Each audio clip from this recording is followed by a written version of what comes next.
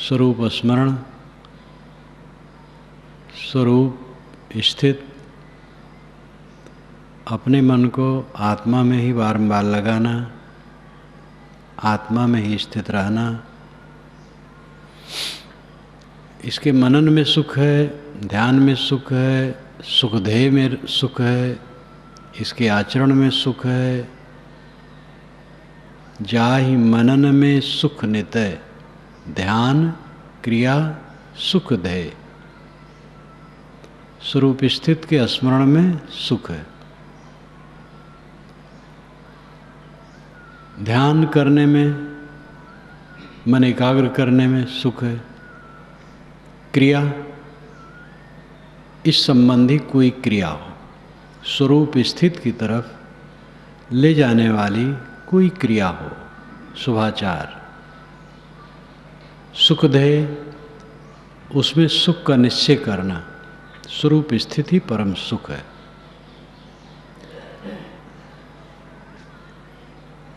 इससे बड़ा सुख और क्या हो सकता है। जाहि मनन में सुख निते, ध्यान क्रिया सुख दे, घाटा तेहि में कौन है जो और ही चित्ते। दूसरी बात में मन लगाने की क्या जरूरत है। निज को निज तज कुछ नहीं, जब यह निश्चय ठीक, कर पुरुषार्थ ताहित, हटे न सो निज लेख। निज को निज, अपने में अपने को स्थित करना है। इसको छोड़ करके कुछ लक्ष्य नहीं। निज को निज तज कुछ नहीं। सरल अर्थ होगा, स्वरूप स्थित को छोड़ करके कोई प्रयोजन नहीं। जब यह निश्चय ठीक, जब यह ठीक निश्चय हो जाएगा, कर पुरुषार्थ ताहि हित, तब इसके लिए साधक श्रम करेगा। पुरुषार्थ का अर्थ होता है पुरुष का प्रयोजन, चेतन का प्रयोजन, और पुरुषार्थ का अर्थ होता है परिश्रम। इसके लिए वो परिश्रम करेगा। सो न हटे निज लीक, वो अपनी लीक से, अपने पद से हटेगा नहीं। जिसे स्वरूप स्थित परम प्रिय हो गई, वो उसी के लिए श्रम करेगा। स्वरूप स्थित के समान कुछ नहीं। संकल्प शून्य करके शांत हो जाओ, इसके समान कोई उपलब्धि नहीं। उठते बैठते चलते फिरते स्वरूप स्थित का विचार रखो, इसके समान कोई सुख नहीं। चित्त एक सरल होता है, एक जटिल होता है। ध्यान में साधक बैठता है, सरल चित्त का भी साक्षी न रहोगे तो समय बीत जाएगा और ध्यान का काम नहीं होगा। सरल चित्त, देखे सुने, खाए पिए, बोले बतियाए, शुभाचार की बात है, वही वही की सबकी याद होती रहे। पाठ सत्संग मिले जुले, उनसे बात किए, ये ज्ञान की बात हुई, वो ज्ञान की बात हुई। ये सब सरल चित्त के व्यवसाय हैं। और इन्हीं में मन लगा रहा और इन्हीं की याद होती रही तो ध्यान का काम नहीं होगा। इसमें अभ्यास चाहिए, वैराग्य चाहिए, जागरूकता चाहिए, सावधानी चाहिए। ध्यान में बैठे तो ये पहले से तुरंत निश्चय कर ले, संकल्प शून्य में रहना। कोई संकल्प आए हटा दे। सरल चित्त का स्मरण जल्दी हट जाएगा। बस ध्यान देना चाहिए, लक्ष्य देना चाहिए, सावधानी चाहिए, उसमें देरी नहीं लगेगी। जटिल चित्त का स्मरण आदमी नहीं टाल पाएगा। टालेगा फिर आएगा, टालेगा फिर आएगा। जटिल चित्त, जहाँ मन की ग्रंथि हो गई, मोह हो गया, वो खींचता रहेगा। वैर हो गया है, वो खींचता रहेगा। हमने कोई गलती कर दी है, वाणी से, कर्म से, मन से तो गलती शुरू से होती है, तब वाणी और कर्म में वो गलती आती है। मन की गलती भी उलझाएगी, खूब उलझाएगी, लेकिन मन की गलती जब तक वाणी में नहीं आई है और कर्म में नहीं आई है, तब तक वो बलवान नहीं होती है। किसी के प्रति अशुभ भाव है, बहुत दिनों से है, तो मन तो वैसे खराब होगा और चेहरे के भाव भंगिमा से भी विकृत स्थित रहेगी, लेकिन वो छिपा रहेगा। जब वाणी से कह देगा उस भाव को, तब और जटिल हो जाएगा चित्त। लोग सुन लिए क्या कहेंगे, और कुछ इंद्रियों से कर दिया और जटिल हो जाएगा। तो ये जो जटिल संस्कार हैं, जटिल चित्त है, ये साधारण नहीं, हटाने से भी नहीं हटेंगे, क्योंकि उसमें विवेक बिल्कुल दुर्बल हो जाता है, मृत प्राय हो जाता है। दूषित चित्त में विवेक दुर्बल हो जाता है। इसलिए चित्त की निर्मलता का काम करना साधक का पहला काम है। सदैव चित्त निर्मल रख। किस लिए मैल बनाओ, किसके लिए? भोगों के लिए तो भोगते भोगते आ रहे हैं, उसी में सड़ते सड़ते वही सब रखेंगे तो क्या साधना करेंगे? सम्मान वैभव चाहेंगे, प्रभुता चाहेंगे, तो हजारों कोस दूर है साधना से। तो साधक का चित्त जब जटिल होता है, तब वो स्थिति में नहीं ठहर पाएगा। जटिल होता है अपने से गलत होने से, और उसका पूर्ण विवेक हो करके उसकी निवृत्ति न करने से। अगर गलती में अहम भाव है तो कभी निवृत्त नहीं होगी।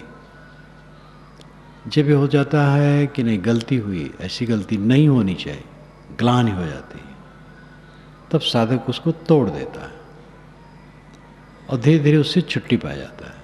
आम भाव रहता है तो नहीं टूटता है, फिर गले मढ़ा रहता है, तो जटिल चित्त हो जाता है। हमने गलती नहीं की, किसी ने हमारे लिए गलती की, अपमान किया, अनादर किया, मेरी चीज छीनी, कुछ हुआ। अगर अपने पास विवेक जबरदस्त नहीं है तो अपना चित्त जटिल हो जाता है, बैर बन जाता है, द्वेष हो जाता है, उसको दुख देने की इच्छा होती है, उसको चारों तरफ बदनाम किया जाता है, बन सके तो उसको नीचा दिखाया जाता है, तकलीफ दी जाती है। ये सब कुछ न हो तो मन में दुश्मनी बनी रहती है, उसको नीचा दिखाने की चेष्टा होती रहती है। तो ये जटिल चित्त ये भी नहीं अवकाश देगा, घेरे रहेगा। अपनी गलती से चित्त जटिल होता है, दूसरे द्वारा आक्षेप विक्षेप आने पर अगर सावधान न रहें तो चित्त जटिल हो जाएगा। इसमें भी अपनी गलती है। सहना ही तो धर्म है, सहना ही तो साधना है। कुसंग से अलग रहो ये ठीक है, लेकिन सहो, प्रतिक्रिया में न पड़ो। प्रतिक्रिया विहीन मन, अपराध विहीन मन, दुर्व्यवहार विहीन मन, स्वच्छ मन, सरल मन साधना के उपयुक्त बनता है। तो जटिल चित्त का तो निवारण ही बड़ा मुश्किल है। तो फिर मेहनत करे, समझे उस चीज को, किसी साधन संपन्न संत से राय ले, जहाँ जहाँ से जो निवारण होने योग्य उसका निवारण करे, निर्माणी हो जाए, कल्याण प्रिय है। जब ऐसा सोचे करे, वो जटिल चित्त भी सरल हो जाएगा, मनुष्य के वश में है। जटिल चित्त नहीं है, सरल चित्त है। सावधान न रहोगे, उसी की याद होती रहेगी। बाहर की चीज, पेड़ पौधे, मकान जमीन, लोगों का मिलना जुलना, बातचीत करना, उपदेश देना, निर्णय करना, यही सब की याद होती रहेगी, स्वरूप स्थित का काम नहीं होगा। साधक अपने चित्त को जटिल न होने दे। जटिल होगा अपने को फांसी पर चढ़ा लिया। किससे किसका संबंध है? अपने मन से अपना संबंध है। मन को मार के, मन को घिस करके, चंदन बना करके अपना कल्याण करो। काल चक्र चक्की चले, बहुत दिवस और रात, सगुन अगुन दो पाटला, तामे जीव पिसात। काल चक्र की चक्की रात दिन चल रही है।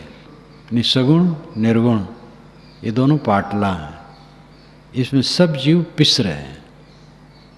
सगुण अगुण, सगुण निर्गुण शब्द है, इसके विभिन्न प्रकार के अर्थ हुआ करते हैं। मैक्स मुलर ने धम्मपदम की संक्षिप्त टीका की है इंग्लिश में,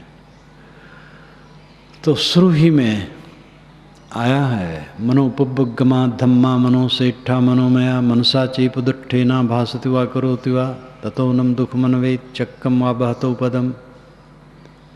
तो इसकी टीका करते समय उन्होंने टिप्पणी में लिखी है, धर्म शब्द पहले आया, मनोपगमा धम्मा, सभी धर्मों में मन पूर्वगामी होता है, धर्मों स्वभावों कर्मों। तो उन्होंने टिप्पणी में लिखा है कि धर्म का अर्थ बड़ा सरल है, लेकिन अनुवाद करना बड़ा कठिन है। तो उन्होंने प्रमाण दिया, धर्म के विविध अर्थ होते हैं, वो भी बताया। बड़े परिपक्व पुरुष थे मैक्स मुलर। तो सगुण अगुण की परिभाषा अनेक तरह से है। सगुण उपासना, निर्गुण उपासना, सगुण साकार उपासना, सगुण निराकार उपासना, ये सब परिभाषाएं भिन्न भिन्न बहुत प्रकार की। सगुण अगुण दो पाटला, तामे जीव पिसात। सगुण सरल अर्थ कर लें, जो गुणयुक्त स्थूल जगत है। अगुण मन का चक्कर, सूक्ष्म बात।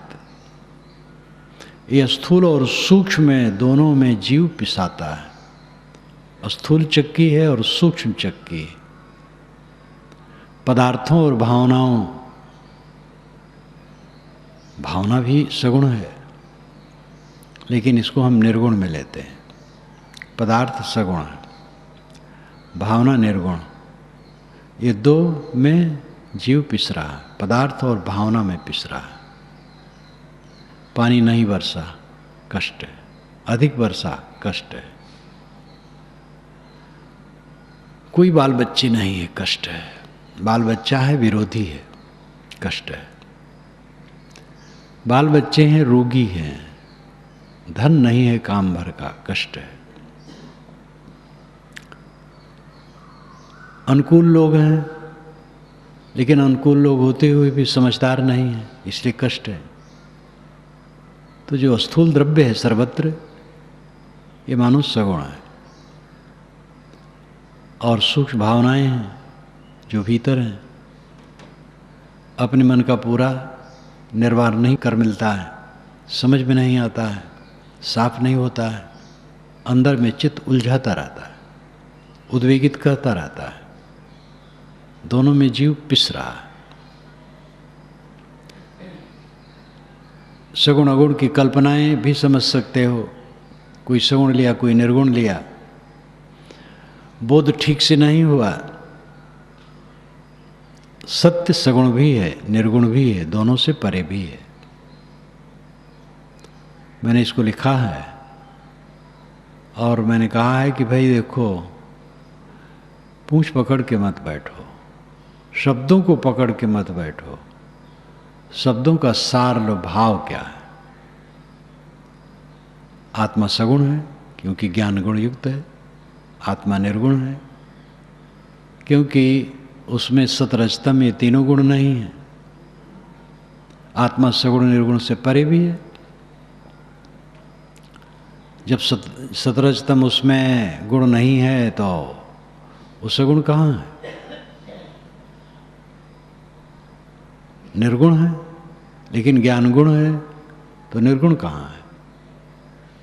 तो दोनों से ऊपर हो गया। दोनों से ऊपर के लिए समाधि वाला विचार ज़्यादा सरल है। जहाँ तक चिंतन मनन है, जहाँ तक स्थूल ध्यान इत्यादि है, सब सगुण ध्यान है। जहाँ तक विचारों का प्रवाह है, निर्गुण है। स्थूल ध्यान मिट गया, विचारों का प्रवाह मिट गया, सगुण निर्गुण से परे हो गया। तो शब्दों में अटकने की आवश्यकता नहीं। सगुण अगुण दो पाटला, पदार्थ और भावना, ये दो में आदमी पिस रहे हैं। स्थूल पदार्थों के धक्के खा रहे हैं और अंदर मन के धक्के खा रहे हैं। भय बिन भावन उपजय, भय बिन होए न प्रीति। जब हृदय से भय गया, मिटी सकल रस रीति। भय के बिना भाव नहीं उत्पन्न होता है। भय के बिना प्रेम नहीं उत्पन्न होता है। हृदय से अगर भय गया तो सब रस और रीति मिट जाएगी। यहाँ भय का अर्थ है अदब लिहाज, मर्यादा पालन। निर्भय होना चाहिए। दुष्कर्म न करो, चित्त निर्मल रखो, निर्भय हो। लेकिन मर्यादा में निर्भय हो तो उच्छृंखल हो। एक मर्यादा होती है। मर्यादा के बाहर कोई काम करे तो दंडित होता है। इसलिए मर्यादा रखो, भय रखो, हमसे गलती ना हो जाए। अपने मन इंद्रियों से भय रखो, सदैव डरते रहो, सदैव डरते रहो, कहीं गलती ना हो जाए।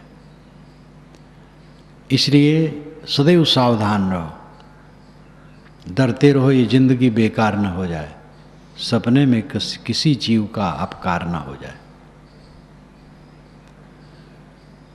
इस प्रकार डरना जरूरी है। भय जब तक नहीं होगा, भाव नहीं उत्पन्न होगा। जन्म मृत्यु के चक्कर का भय, इस गड्ढे में पड़े हैं, इससे उद्धार होने की तीव्र लालसा नहीं है तो गुरु में, संत में, सिद्धांत में कैसे प्रेम होगा? कुनु हासो किमानंदो नित्यम पज्जलते सति, अंधकारेणो नद्धा पदीपम न गविष्यत। कुनु हासो, क्यों हंस रहे हो? किमानंदो, क्यों आनंदित हो रहे हो? नित्यम पज्जलते सति, निरंतर दावाग्नि जल रही। अंधकारेणो नद्धा, अंधकार से घिरे हो, पदीपम न गवेष्यत, दीपक नहीं खोजते हो। किस अहंकार में डूबे हो? कौन सा सुख मिल गया है? शरीर के गड्ढे में पड़े हो, फोड़ा में मन जला रहा है, इंद्रियां और मन बस में नहीं है, रात दिन जल रहे हो। कौन सा अहंकार तुम्हें घेर लिया है? दूसरे गलत हैं, तुम बड़े सही हो। एड़ी से चोटी तक नरक में डूबे हो, अपने खुशवास नहीं है। किस घमंड में हो? जब समझ आएगी आदमी अपने को आहत पाएगा। इस संसार में चारों तरफ ठोकर के सिवा क्या मिला हो, क्या मिलेगा? किसका घमंड करे? सारा अहंकार छोड़ करके गुरु संत का आधार उपासना, भक्ति और साधना में डट पड़ना। भय बिन प्रीत न होए, बिना भय के प्रीत नहीं होती। ये भय बहुत जरूरी है। मैं जो कहा करता हूँ कि सारे शब्द सापेक्ष होते हैं, सारे शब्दों के अर्थ सापेक्ष होते हैं, निरपेक्ष नहीं, एक ढंग से होते हैं। निर्भय होना चाहिए। निर्मल मन निर्भय होता है। उच्छृंखल व्यक्ति अपने को निर्भय मानता है, वो नारकी होता है। वाणी में विचार नहीं, कर्मों में विचार नहीं, मन में विचार नहीं, उन्मादी उद्दंड अपने को निर्भय मानता है, वो निर्भय नहीं है, वो नारकी है। निर्भय वह है जो शीतल है, सरल है, विनम्र है, निष्कामी है, निर्मानी है, प्राणी मात्र का हित चिंतक है, विरोधी का भी हित चिंतक है, किसी के अहित की भावना नहीं है, वो निर्भय होता है। उन्मादी आदमी अपने को तो निर्भय मानता है, मूंछ फुला करके घूमता है, लेकिन वो नारकी है। बिना भय के प्रेम नहीं उत्पन्न होता है। संसार का भय दावानल से ग्रसित जीवन मुक्ति स्थिति में पहुंच गए हो, कोई विकार नहीं है, कृतार्थ अवस्था में हो। अगर इसमें नहीं पहुंचे हो तो कितनी भय की जगहें अभी हैं, और इसमें पहुंच गए हो तो भय करने कोई गुंजाइश ही नहीं है, और निर्भय भी नहीं होना। वहाँ भी सावधान। जब लग है यह देह प्रारब्ध भुलावन पूर्व की, तब लग शत्रु मने विनय करो ये स्वार्थ हित। विशाल देव महान कृतार्थात्मा पुरुष वो कहते हैं, जब तक देह है तब तक ये प्रारब्ध भुलावन घर में बैठा हो, तब तक मन शत्रु सामने है, पता नहीं कहाँ बहका दे। इसलिए हे सद्गुरु विनय करता हूँ। यहाँ पर इतने लोग आए हैं, इनमें से कोई भी अगर प्रबंधक बनकर, व्यवस्थापक बनकर, क्लर्क बनकर, कर्मचारी बनकर गुरु से मिलेगा तो गुरु से मिलने का फल नहीं मिलेगा।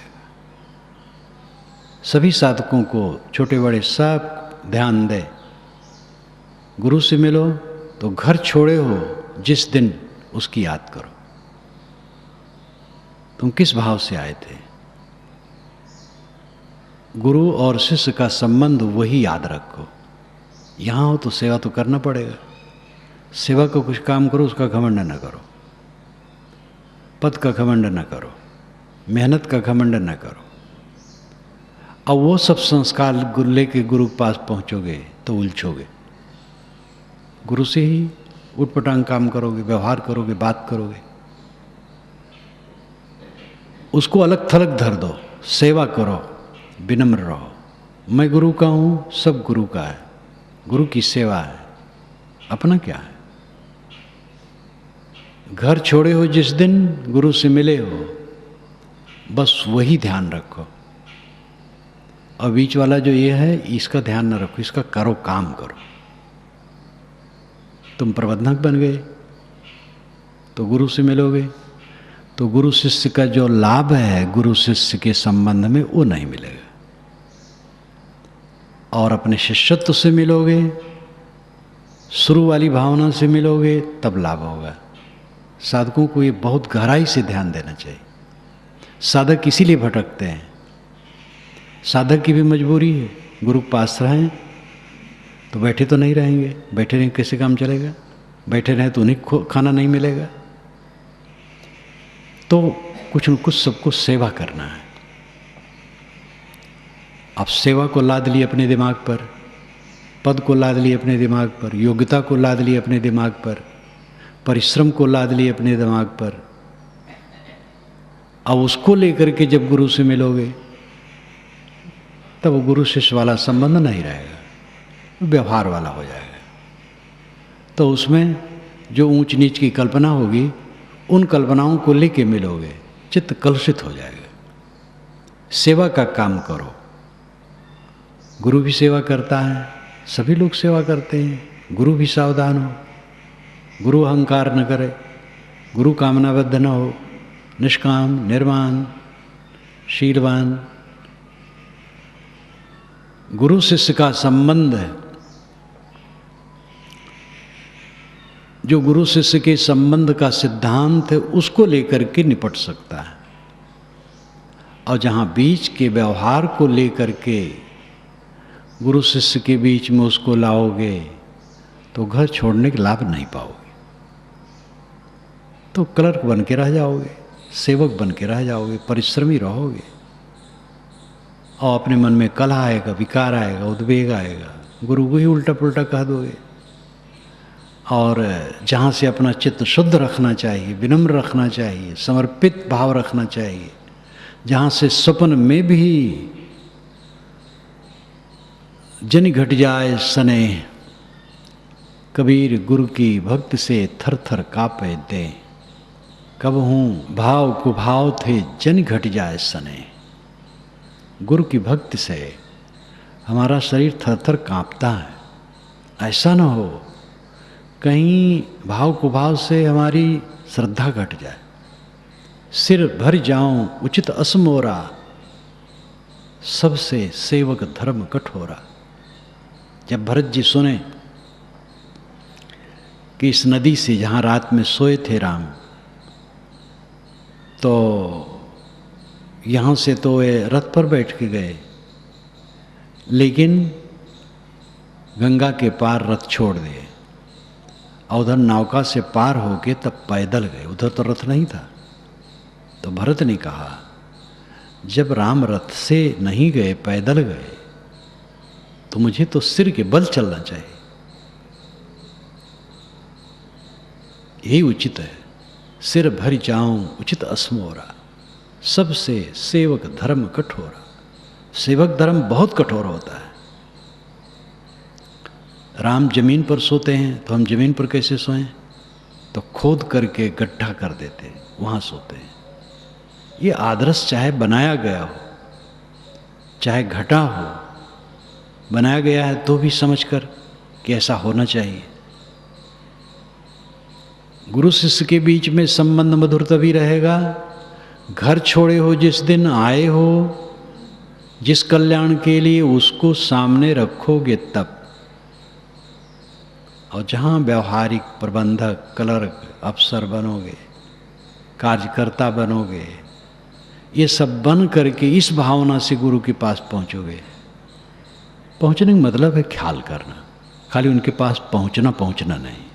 अपने आसन पर बैठ करके गुरु ख्याल करो, और ये सब भावना लेकर के करो, तो जिसके लिए घर छोड़े हो वो तुम्हारा काम नहीं होगा, तो सब बेकार हो गया। जिसके लिए घर छोड़े वही काम बेकार हो गया, और कुल करके क्या होगा? और कुल करने में किसी का चित्त शुद्ध होगा, उसका कल्याण हो जाएगा। जैसे मैं बहुत लिखता हूँ, इतना कुल लिखा।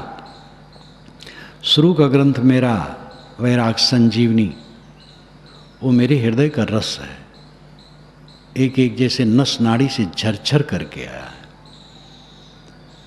उसके छंद कितने मैं मनन कर लेता था और पाठ करता रहता था, महीनों पर लिखता था। मुझे याद है कई महीने के बाद भी कोई छंद लिखा हो, और ये भी याद है कि मेड़ पर बैठा हूँ और संकल्प आया, पूरा छंद लिख दिया हूँ। तो वो सब मेरी साधना और रस है। वैराग संजीवनी में कुछ बाकी नहीं। अब अगर मेरे जीवन में बाकी रहे, मेरा मन चंचल है, मैं अस्तव्यस्त हूँ, मैं अपनी दशा में नहीं हूँ, तो हजारों बरस लोग मेरी पुस्तकों से लाभ लेते रहे, लेकिन मैं खटाई में पड़ गया, बेकार हो गया, कुछ फल नहीं हुआ। बहुतों को उपदेश देता हूँ, बहुतों को निर्देश करता हूँ, स्वयं में स्थित नहीं हूँ, तो दूसरे को तो हित हो जाएगा, लेकिन मेरा हित नहीं होगा। इन बातों पर ध्यान देने की जरूरत है। भय की बड़ी जरूरत है। भय यहाँ मर्यादा, शील, कोमलता,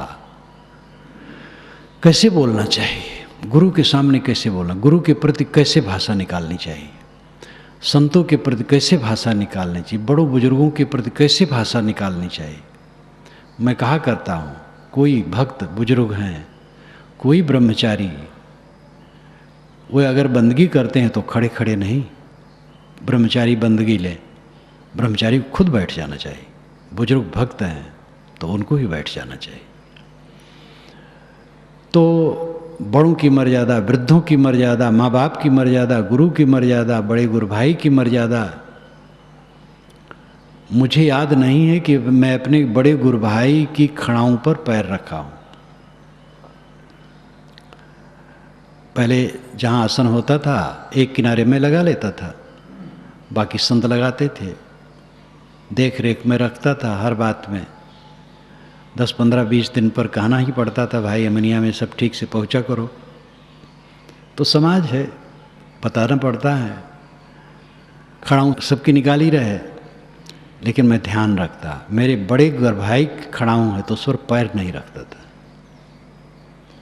मेरे बड़े गुरु भाई के गिलास से मैंने कभी लघुशंका नहीं गया। छत्तीसगढ़ में भ्रमण में था, साथ साथ घूम रहा था, यात्रा में चल रहा था। पहले तो पैदल चलना पड़ता था, मुझे लघुशंका लगी। मेरा कमंडल लेके बहुत पीछे थे कोई साधु, तो निहाल साहब अपना छोटा गिलास झोला से निकाले। मैंने कहा नहीं साहब। तो उन्होंने व्यंग किया, इतना अछूत हमें माने हो, मेरा गिलासा लघुशंका के लिए भी नहीं ले सकते हो। और गिलासा उनके लिए लघुशंका ही के लिए रहा है, लेकिन उसको भी मैं नहीं लेना चाहता था, तो मजबूर हुआ। तेज लघुशंका लगी थी तो लिया, एक दिन लिया, फिर नहीं लिया। अपने बड़े गुरु भाई के बिस्तर पर मैं पैर रख करके कभी नहीं बैठा, वैसे भी नहीं बैठा। जब बैठना होता था कहीं, जैसे सुमरन साहब हमारे थे गुरु भाई, बड़े साल भर के बड़े रहे होंगे, और ऐसे तीन साल के बड़े थे। जब मैं घर से निकला हूँ तो 3 साल हो गया था उनका, या 4। लेकिन वो हमसे बहुत घुलते मिलते थे, तो उनके आसन पर कभी कभी बैठना पड़ा, लेकिन पैर बाहर करके रखा, पैर उस पर नहीं रखा। और तो किसी गुरु भाई के आसन पर कभी नहीं बैठा। तो ये मर्यादा और ये हमारा व्यवहार हमें सुख दिया। मेरा साधु वेश हुआ तो थोड़े दिन में लोग साहब साहब कहना चाहें, मैं सबसे भी नहीं करूं, मुझे कोई साहब ना कहे।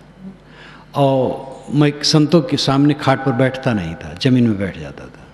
अमनिया करने जाऊं, भंडार बनाने जाऊं, किसी भगत के आंगन में तो पैरा लेके बैठ जाऊं, चटाई लेके बैठ जाऊं, खाट पर नहीं बैठूं। और संत खाट पर बैठे तो आप खींच खींच के बैठाने लगे, नहीं बैठो। गुरुजी बैठे थे बड़हरा में, मैं पंखा चल रहा था, बड़ा पंखा घूम घूम करके पाठ हो रहा था, तो सब संतों को भी और गुरुजी को भी पंखा चल रहा था। जब पाठ खत्म हुआ तो मैंने गुरुजी से कहा कि साहब हमें सब साहब साहब कहते, हमें अच्छा नहीं लगता, आपके द्वारा आज्ञा हो जाए हमें सब दास कहें। तो उन्होंने कहा अधिकारी खींचे बर चोरी, इतने कहा कि चुप हो गए। तो मैं चुप हो गया, अब क्या कहूँ। ये रामराज साहब की पंक्ति, अधिकारी खींचे बर चोरी। अपना नम्र रहोगे, मीठे वचन बोलोगे, मर्यादा से बोलोगे, आपकी इज्जत होगी, आपको शांति मिलेगी, आपको तृप्ति मिलेगी। आप उद्दंड होगे, गुरु की मर्यादा नहीं, बड़े गुरु भाइयों की मर्यादा नहीं, वृद्ध बुजुर्गों की मर्यादा नहीं, भक्त सज्जन आते उनकी मर्यादा नहीं, तुम्हें लोग क्या कहेंगे। अंदर से खराब होगे, बाहर से खराब होगे। इसलिए भय की जरूरत है। जब हृदय से भय गया मिटी सकल रस रीति। जब हृदय से भय चला गया, अदब लिहाज चला गया, मर्यादा चली गई, सब रस और रीति समाप्त हो गई। इसलिए सावधान।